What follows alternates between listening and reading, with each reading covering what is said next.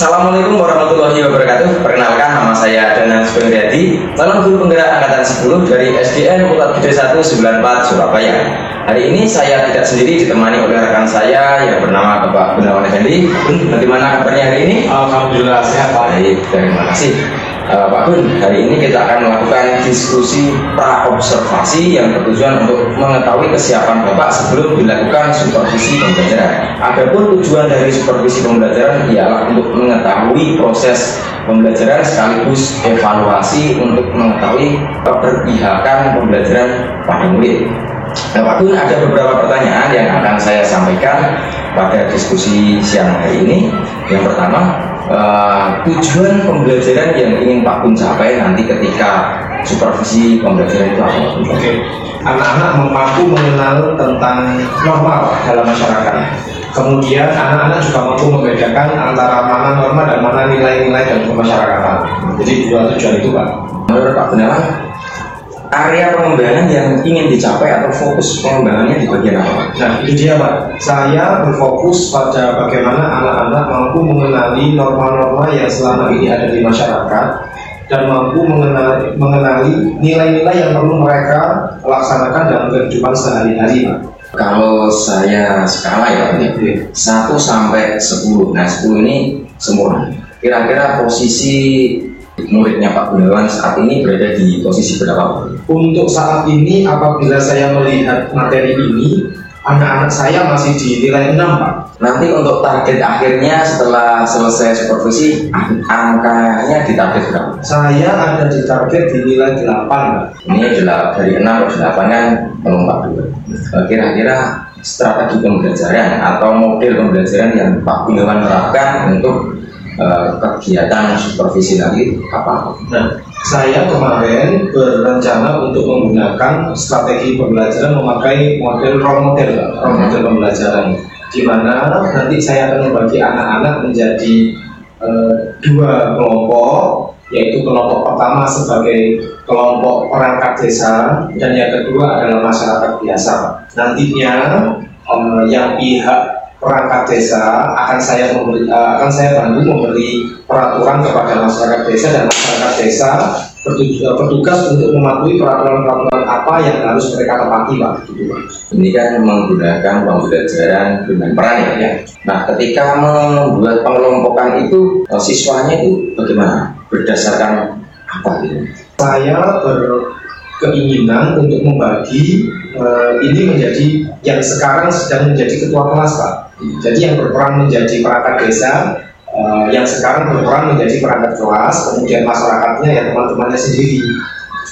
Ini bagus sekali, Pak.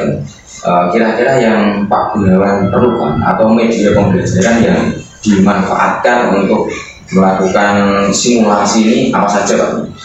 Saya berencana memakai beberapa peraturan desa. Di awal saya belum pernah punya gambaran atau rencana untuk seperti itu, tapi sepertinya ide itu boleh, Pak, saya pakai, Pak. Biar anak-anak tidak terbatas dengan sekat-sekat di ruang, sehingga mungkin anak-anak bisa lebih memasyarakat mungkin, Pak. Jadi sudah ada gambaran ya, Pak? Ya, sekarang sudah ada gambaran, Pak, tentang media tadi.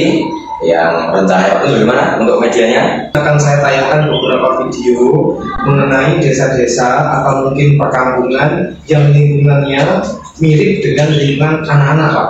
Kita di sini. Oke, ini sudah ada gambaran ya media. Nah, ini sudah bagus. Untuk pelaksanaannya apa, Pak? Observasi rencananya tanggal 2, Pak. Hari Senin tanggal 2 September. Pada jam berapa? Saya ada di jam pertama, Pak, mata pelajaran TK Pancasila. Ya, nah, Pak Gun, sebelum saya akhiri diskusi pra-observasi ini, yang dapat Pak Gun ambil dari diskusi kita pada siang hari ini apa? Baik, Pak. Jadi kesimpulan yang bisa saya tarik dari pengembangan area pengembangan yang tidak saya capai di tujuan pembelajaran, yaitu mengenai anak-anak mampu mengenali norma dan nilai di kemasyarakatan, mungkin saya bisa menggunakan strategi-strategi yang tadi. Saya bisa menampilkan media berupa video-video atau mungkin beberapa gambar-gambar perkampungan lingkungan atau desa yang situasi atau kondisinya mirip dengan Hutan Gede. Yang kedua, saya akan mengajak anak-anak keluar ke taman atau mungkin ke gazebo kita supaya nanti ada gambaran bagaimana masyarakat desa bermusyawarah untuk menentukan peraturan-peraturan atau nilai-nilai yang bisa dilakukan di setiap masyarakat, di setiap lingkungan masyarakat. Gitu. Terima kasih Pak Gunawan, karena Pak Gunawan juga sudah menemukan solusinya. Terima kasih waktunya. Nanti sampai ketemu di observasi pembelajaran selanjutnya. Nanti kita akan diskusi lagi Pak Gun, terkait observasi kita pada diskusi pasca observasi.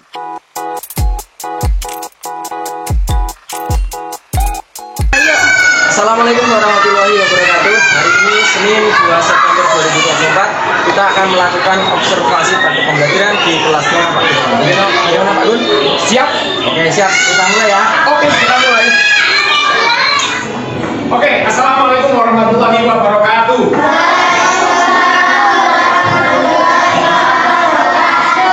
Masih sehat?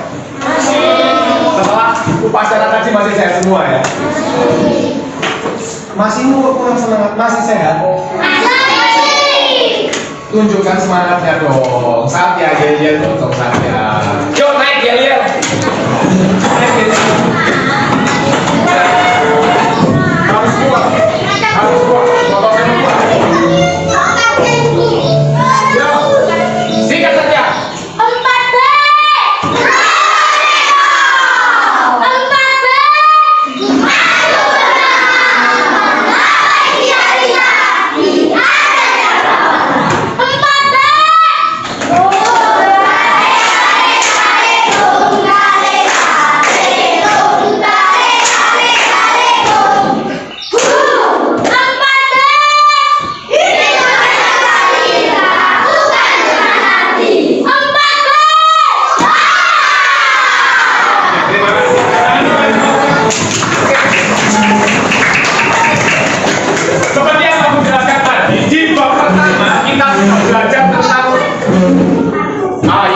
Kita sudah belajar tentang Konstitusi Indonesia, yaitu Undang-Undang 45, di mana pembukaannya UUD 45 tadi rupanya dibacakan oleh siapa? Siapa yang kemarin memperakarsai UUD 45? Panitia? Hasilnya menjadi piagam, kemudian diubah menjadi oke.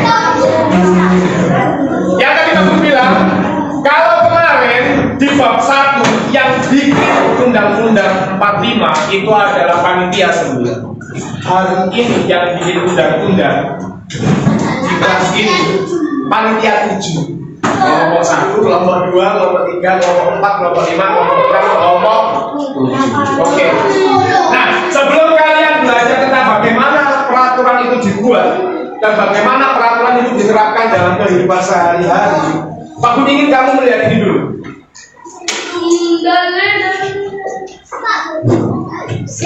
Siap ya?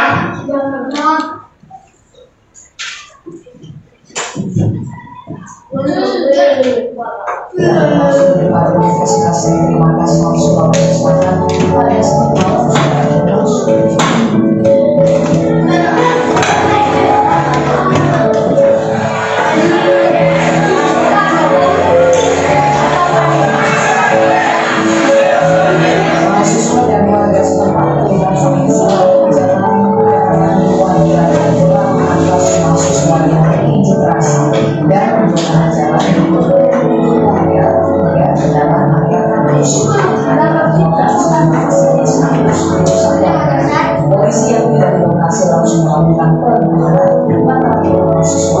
Nah, hari ini kita akan belajar tentang bagaimana sebuah peraturan itu bisa kita terapkan di kehidupan sehari-hari dan bisa dipatuhi oleh semuanya.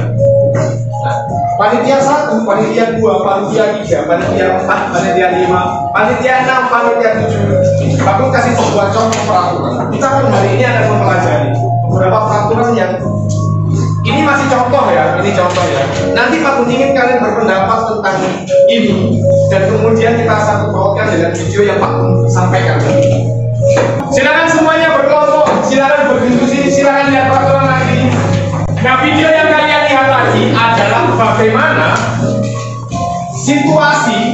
di mana salah satu lembaga di Indonesia membuat peraturan. Peraturan itu kemudian banyak yang tidak disetujui. Ya, banyak yang tidak disetujui. Yang tidak setuju siapa? Banyak orang, termasuk mahasiswa. Tapi mereka protes tuh. Protesnya dengan cara apa? Protesnya dengan cara membakar mobil, bakar ban, merusak gedung. Orang lewat dipukuli, polisi dilempari, musuh. Nah, sekarang kalian pegang sebuah peraturan. Ada 5 peraturan di situ. Pak Guru kasih waktu nggak salah, 2-3 menit. Silakan berdiskusi tentang peraturan ini. Pak Guru ingin kamu lihat ya, di peraturan tersebut kira-kira masuk akal atau tidak kalau dilaksanakan di sekolah kita. 2 menit mulai. Langsung dibaliknya aja. Langsung dibalik. Ya. Ya. Langsung di pendapat di belakangnya.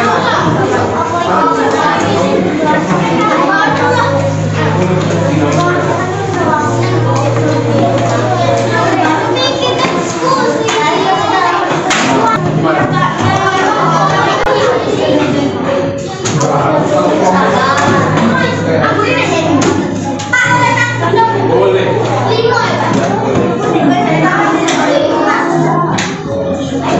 Gimana? Karela? Kamu yang mana? Kamu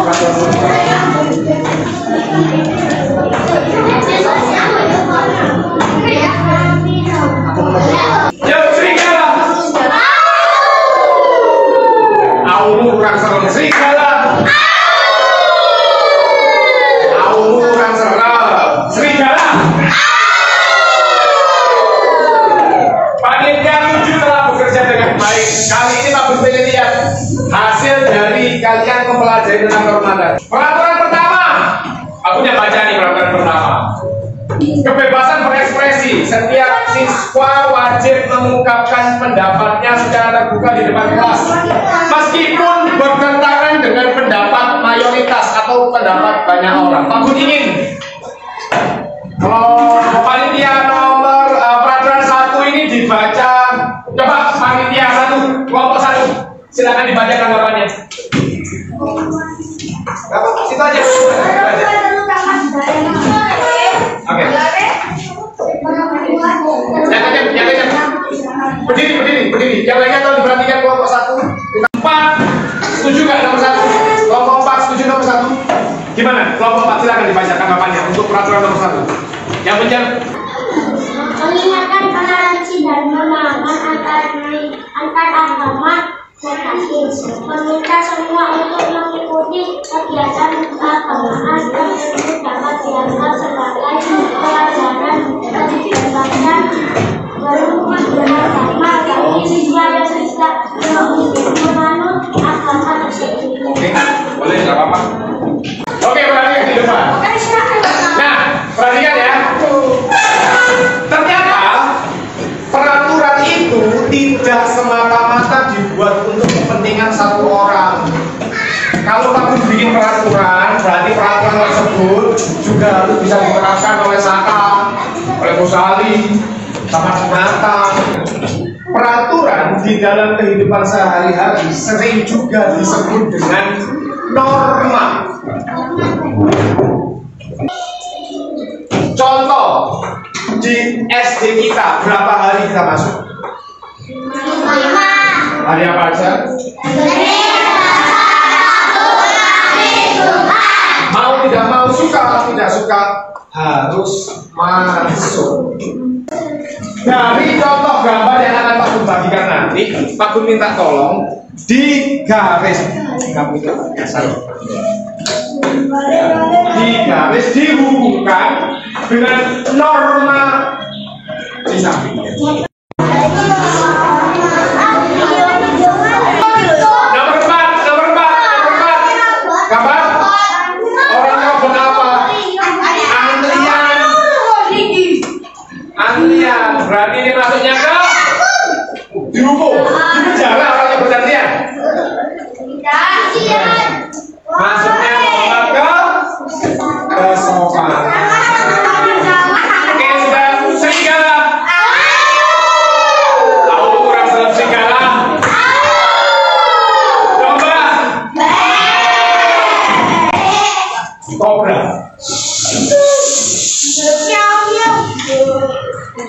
Tadi sudah dijelaskan bahwa norma sifatnya sangat mengikat dan memaksa. Norma ada berapa jenis tadi? Apa saja sama-sama? Norma pertama? Kedua? Nomor kedua? Kesusilaan. Nomor tiga? Nomor empat? Tugas nanti setelah habis ini kita istirahat dulu. Tugas nanti tugas individu, kalian kan tugas kelompok, tugas individu. Setelah istirahat nanti kita masuk lagi, sudah ada waktu siapkan tugas individu ya.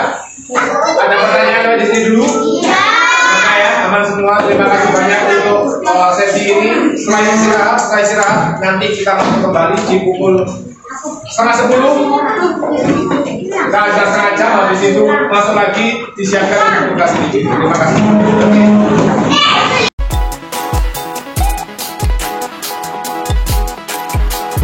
Assalamualaikum warahmatullahi wabarakatuh. Masih bersama saya Danang Subiangriyati, calon guru penggerak angkatan 10 dari SDN 194 Surabaya. Hari ini Senin 9 September 2024 kami akan melakukan diskusi pasca observasi dengan Bapak Gunawan Gandhi. Selamat siang Pak Gun. Selamat siang Pak Danang. Apa kabarnya hari ini? Alhamdulillah saya Pak Danang. Terima kasih Pak Gun. Nah Pak Gun, hari ini kita akan melakukan diskusi pasca observasi. Tujuan dari diskusi ini adalah untuk mengetahui tindak lanjut yang ingin Bapak terapkan setelah melakukan observasi pembelajaran keprayukan. Ada beberapa pertanyaan yang ingin saya sampaikan. Yang pertama, bagaimana perasaan Pak Gunawan waktu observasi?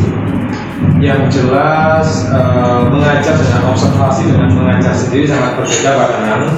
Jadi di awal pembelajaran saya sedikit mungkin agak sedikit asing karena ada keberadaan orang di luar lingkungan belajar saya yang selama ini saya dengan siswa, kemudian ada observer, sehingga mungkin di awal-awal agak sedikit ada groginya Pak.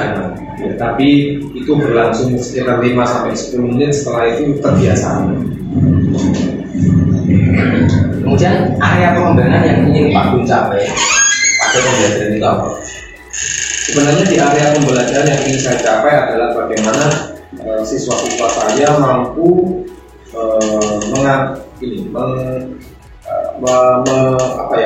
mentransfer ilmu yang saya berikan berupa pengertian tentang norma-norma yang berlaku di lingkungan masyarakat, lingkungan keluarga, sampai dengan lingkungan sekolah, di mana mereka juga mampu menganalisis norma-norma yang selama ini mereka lakukan apakah sudah sesuai dengan norma-norma yang sudah dicanangkan di Konstitusi Indonesia. Gitu Pak.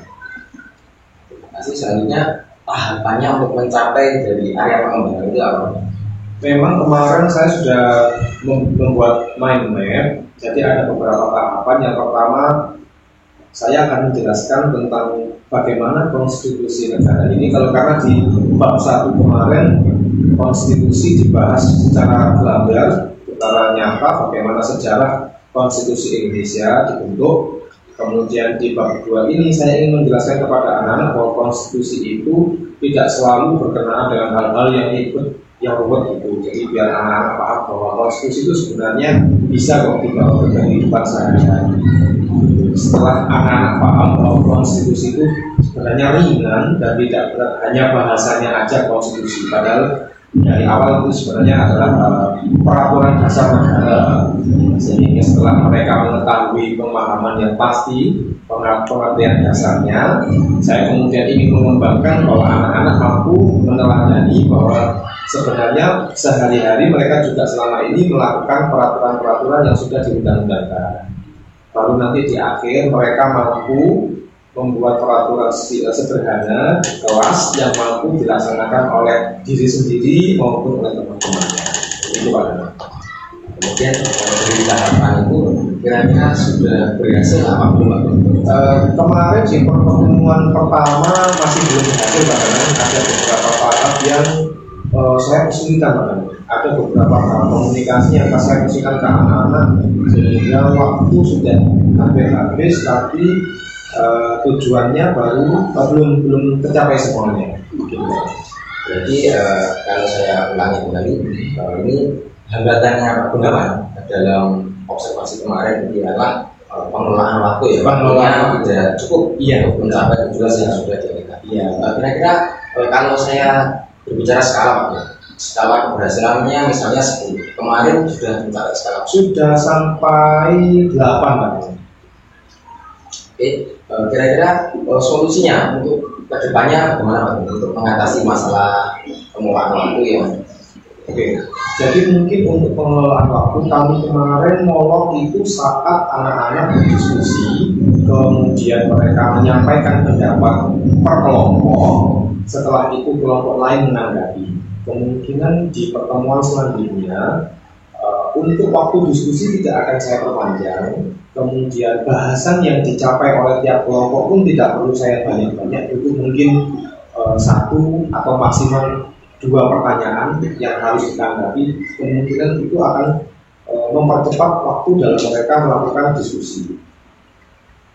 Jadi kalau saya ulangi, nanti solusinya memperpendek diskusi dengan mengurangi pertanyaan yang akan kemudian lebih menegaskan anak tentang Pembagian tugasnya, iya benar. Nah, kira-kira untuk solusinya ini akan dilaksanakan apa? Sebenarnya ini harusnya dilakukan masih minggu depan, tetapi saya sudah mulai nyicil melatih anak-anak dalam pembagian tugas saat berdiskusi, baik di pelajaran bahasa Indonesia dan juga beberapa pelajaran lainnya, sehingga mereka pun terbiasa dalam melakukan diskusi kelompok sekaligus menanggapi pendapat dari kelompok lain. Kemudian kurang keberhasilannya Pak ketika sudah diterapkan strategi yang kedua ini, kriterianya apa gitu? Kriterianya yang paling utama adalah anak-anak mampu mengenali norma-norma yang ada di masyarakat, lingkungan keluarga dan juga sekolah. Kemudian mereka juga mampu mengklasifikasi norma ini masuk ke dalam norma apa, norma agama, kesusilaan, kesopanan, atau bahkan norma hukum. Dari aspek waktunya, mungkin dari aspek waktu, kenapa dengan aspek waktu ini bagaimana? kemarin kan terjadi kendala, memang waktunya kurang. Ini indikatornya ketika Pak Gun menerapkan strategi yang baru, indikatornya kalau strategi itu sudah berhasil, mungkin seperti apa? Oke, jadi kalau indikator ini berhasil, waktunya saya pikir cukup Pak ya. Karena kemarin setelah di diskusi pertama, anak-anak kan masih kebingungan tentang pembagian tugas. Ketika setiap kelompok mendapatkan beban materi diskusi, mereka masih belum terbiasa memberikan tanggapan, kemudian mengomentari tanggapan kelompok lain. Kemungkinan di saat pertemuan kedua mereka akan lebih terbiasa, mereka juga akan lebih terpacu untuk memberikan komentarnya, sehingga waktunya pun akan lebih efektif dan lebih efisien. Yang Pak Gun perlukan atau faktor pendukung apa atau sumber daya apa yang untuk mengimplementasikan strategi yang kedua? Oke, yang jelas kemarin saya sudah menghubungi beberapa wali murid meminta bantuan apabila ada wali murid yang di lingkungan masyarakat atau bahkan di lingkungan pekerjaan menjabat sebagai tokoh-tokoh yang berwenang untuk membuat suatu peraturan atau norma.